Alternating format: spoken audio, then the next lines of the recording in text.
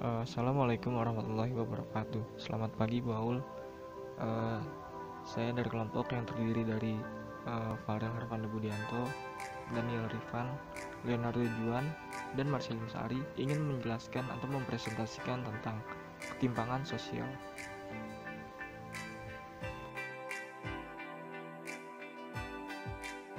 Saya Marcelus Ari Kurniawan. Saya akan menjelaskan tentang ketimpangan sosial.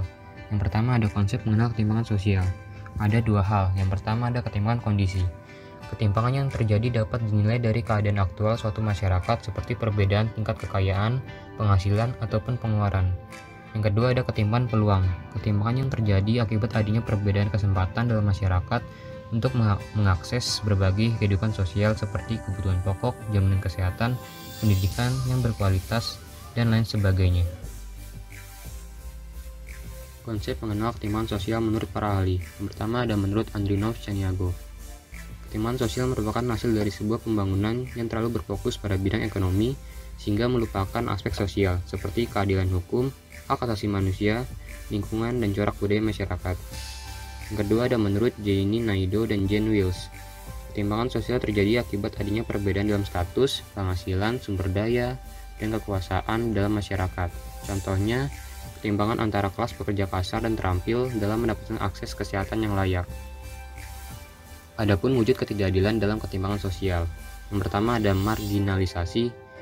Secara sosiologi, marginalisasi dapat diartikan sebagai suatu proses pembatasan atau peminggiran terhadap seseorang atau kelompok dalam berbagai aspek yang mengakibatkan mereka tersingkir dari masyarakat. Contohnya, beberapa kasus penggusuran yang dialami oleh masyarakat yang tinggal di pemukiman kumuh, dan beberapa kasus reklamasi yang merugikan kelompok masyarakat nelayan. Yang kedua ada subordinasi.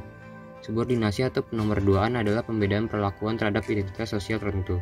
Contohnya subordinasi bagi penyandang disabilitas dalam penggunaan fasilitas umum, pendidikan maupun dunia kerja. Dalam hal ini, teori ketimpangan sosial terbagi atas tiga, yaitu teori kolonialisme, teori sistem dunia, dan teori ketergantungan. Teori kolonialisme ini adalah untuk mengeksploitasi rakyat dan sumber daya suatu bangsa demi keuntungan negara kapitalis, seperti penjajahan. Kedua, teori sistem dunia.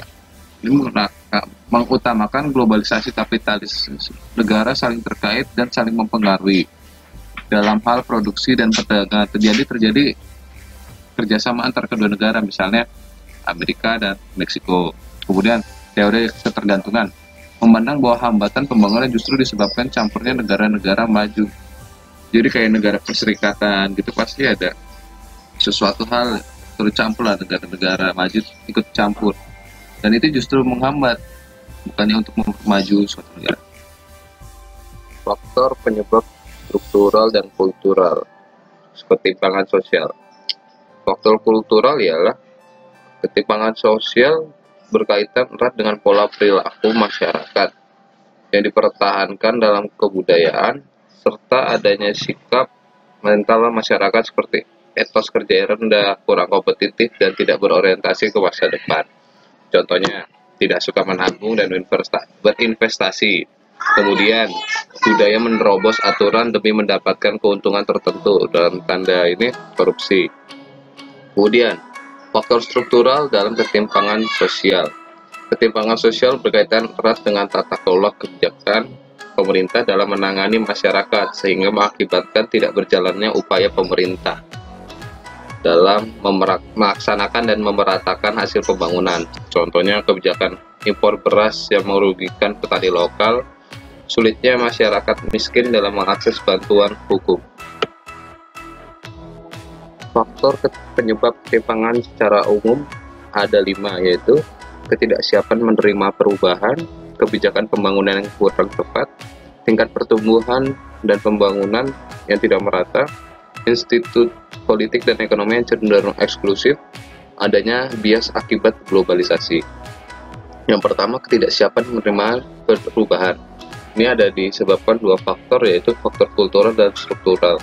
Dari faktor kultural yaitu ketidaksiapan masyarakat dalam menghadapi persaingan di era industri digital membuat mereka sulit bersaing dan semakin tertinggal. Kedua, faktor strukturalnya ada pemerataan akses internet yang minim membuat masyarakat sulit untuk merasakan pengembangan industri digital. Kemudian, kebijakan pembangunan yang kurang tepat terjadi ketika proses pembangunan yang seolah dipaksakan dan cenderung tidak memerhatikan aspek-aspek yang terdapat di dalam suatu masyarakat termasuk kebudayaannya. Contoh, kasus reklamasi yang merugikan masyarakat nelayan. Kebijakan pembangunan perkebunan yang merugikan masyarakat adat karena kewenangan hutan adatnya. Ketiga, tingkat pertumbuhan pembangunan yang tidak merata dipengaruhi oleh pertama, ketimpangan akses. Contohnya pembangunan pendidikan yang belum merata. Kedua, ketimpangan penghasilan. Pekerja terampil mendapat upah lebih tinggi daripada pekerja tidak terampil. Kemudian ada pemusatan kekayaan dan ketahanan ekonomi yang rendah dan atau guncangan ekonomi. Institusi politik dan ekonomi yang cenderung eksklusif. Terjadinya kasus korupsi, kolusi, dan nepotisme. Adanya pembangunan yang hanya memerhatikan keuntungan segelintir pihak. Adanya bias akibat globalisasi. Ketimpangan keterampilan skill, penghasilan, perlindungan kerja, dan kesejahteraan antar pekerja terampil dan tidak terampil. Kemudian adanya industri digital dan robotik menjadi ancaman dalam menghasilkan pengangguran bagi pekerja tidak terampil. Halo, nama saya Daniel Rifan. Saya akan menjelaskan tentang bentuk-bentuk ketimpangan sosial ekonomi. Beberapa dimensi yang digunakan sosiolog dalam mempelajari ketimpangan sosial. Yang pertama itu ada struktural objektif. Ketimpangan yang dibuat diatur secara objektif seperti pekerjaan, pendidikan, dan lain-lain. Yang kedua, dukungan ideologis, seperti undang-undang, kebijakan publik, maupun nilai-nilai kebudayaan. Yang ketiga, reformasi sosial, mempelajari perlawanan secara terorganisasi melalui gerakan-gerakan sosial akibat ketimpangan sosial. Lalu ada bentuk-bentuk ketimpangan. Yang pertama itu di desa kota. Beberapa indikator ketertinggalan suatu desa. Yang pertama itu kondisi pendidikan. Persebaran jumlah sekolah yang kurang merata. Yang kedua itu fasilitas kesehatan. Minimnya tenaga ahli medis. Yang ketiga itu ketersediaan akses jalan. Masih banyaknya akses jalan yang belum diaspal. Yang nomor 4 itu ketersediaan lapangan kerja. Minimnya lapangan pekerjaan di suatu desa membuat para warganya banyak mencari pekerjaan di perkotaan sehingga daerahnya semakin tertinggal. Yang kelima, keterbatasan media dan informasi. Masyarakat desa sulit memasarkan hasil usahanya sehingga kesejahteraan mereka cenderung stagnan. Lalu ada ketimpangan ekonomi antar sektor. Ketimpangan ekonomi antar sektor adalah suatu bentuk ketimpangan yang terjadi karena adanya sektor industri besar atau unggulan cenderung lebih diperhatikan, sedangkan industri kecil atau non-unggulan cenderung diabaikan. Wujud ketimpangannya itu yang pertama, sektor industri besar cenderung didominasi oleh pekerja terampil. Yang kedua itu sektor industri kecil atau non-unggulan cenderung didominasi oleh pekerja tidak terampil. Terus ada ketimpangan antar golongan sosial ekonomi. Ketimpangan antar golongan sosial ekonomi adalah ketimpangan yang berkaitan dengan dua golongan sosial ekonomi yang timpang, yaitu golongan pekerja terampil dan pekerja kasar dengan kondisi tingkat kesejahteraan yang berbeda di antara mereka. Wujud ketimpangan antara pekerja terampil dan pekerja tidak terampil. Yang pertama itu kesempatan pendidikan yang timpang sehingga menghasilkan perbedaan tingkat keterampilan. Yang kedua, ketimpangan penghasilan yang berdampak pada perbedaan tingkat kesejahteraan antara pekerja terampil dan pekerja tidak terampil. Yang ketiga itu ketimpangan pada proses perlindungan kerja yang cenderung membuat pekerja tidak terampil atau kasar rentan mengalami pemecatan. Lalu ada dari ketimpangan penyebaran aset.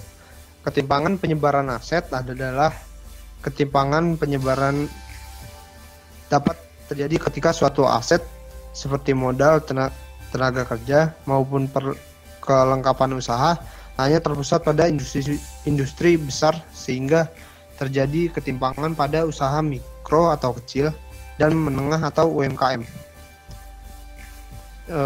Wujud ketimpangannya itu yang pertama industri besar menyerap banyak tenaga kerja. Yang kedua usaha mikro, kecil dan menengah atau UMKM rentan mengalami kesulitan modal, seringkali terhambat perizinan usaha. Yang terus ada ketimpangan sosial antar wilayah. Definisinya itu adalah suatu bentuk ketimpangan yang terjadi akibat pembangunan antar wilayah yang tidak merata. Faktor yang mempengaruhi itu yang pertama ada faktor ekonomi. Pembangunan infrastruktur seperti jalan raya, jalan tol, transportasi, pelabuhan ataupun bandara cenderung masih terpusat di wilayah barat Indonesia. Lalu ada faktor kesehatan. Beberapa wilayah Indonesia Timur masih banyak yang mengalami kondisi gizi buruk. Lalu ada faktor pendidikan. Tingginya angka buta huruf dan putus sekolah. Saya Farhan Irfanda Budianto. Bentuk-bentuk ketimpangan sosial non-ekonomi. Yang pertama ada ketimpangan gender. Definisi dari ketimpangan gender itu sendiri adalah suatu kondisi di mana terjadi ketidakadilan sosial yang meminggirkan identitas gender tertentu, khususnya perempuan, sehingga mengalami keterbatasan dalam menjalankan perannya di masyarakat. Contohnya itu ada budaya patriarki. Budaya patriarki sendiri itu adalah budaya yang menempatkan posisi kaum laki-laki lebih tinggi dari kaum perempuan, sehingga dalam segala aspek kehidupan sosial, ekonomi, politik, maupun hukum, kelompok laki-laki cenderung lebih diutamakan, sedangkan kaum perempuan itu dinomorduakan. Yang kedua, ada ketimpangan pendidikan. Nah, ada 3 penyebab dari ketimpangan pendidikan ini sendiri, yaitu ada kemiskinan, kesempatan dan kualitas pendidikan yang belum merata, dan pernikahan dini di usia kalangan-kalangan pelajar di Indonesia. Nah, yang terakhir ada ketimpangan ras dan etnis.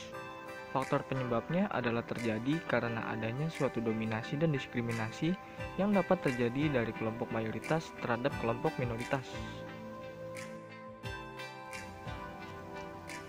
Berikutnya ada akibat dari ketimpangan sosial. Nah, ketimpangan sosial ini memiliki 2 dampak, yaitu dampak positif dan dampak negatif. Nah, sekarang dampak positifnya, yaitu menimbulkan rasa empati, meminimalisir mental individu yang cepat puas, mengajarkan kita mengenai kehidupan yang sangat beragam, serta mendorong masyarakat untuk pandai bersyukur. Selain dampak positif, sudah pasti ada dampak negatif dari ketimpangan sosial ini. Berikut adalah akibatnya, yaitu tingkat pengangguran dan kemiskinan semakin tinggi, menimbulkan kecemburuan sosial di masyarakat, dan yang terakhir ada tingkat kriminal yang semakin tinggi. Nah, yang terakhir ada upaya-upaya penanggulangan ketimpangan sosial. Yang pertama, peningkatan kualitas pendidikan. Upaya yang dapat dilakukan adalah memperbaiki kualitas pendidikan itu sendiri, meningkatkan fasilitas kesehatan, serta melakukan pemberdayaan kelompok masyarakat. Yang kedua, ada mobilitas geografis. Upaya yang dapat dilakukan adalah melakukan transmigrasi masyarakat. Nah, yang ketiga, menciptakan peluang kerja. Upaya yang dapat dilakukan adalah menciptakan peluang kerja dengan memanfaatkan kondisi lingkungan sekitar. Sekian dari kelompok kami, kurang lebihnya mohon maaf. Wassalamualaikum warahmatullahi wabarakatuh.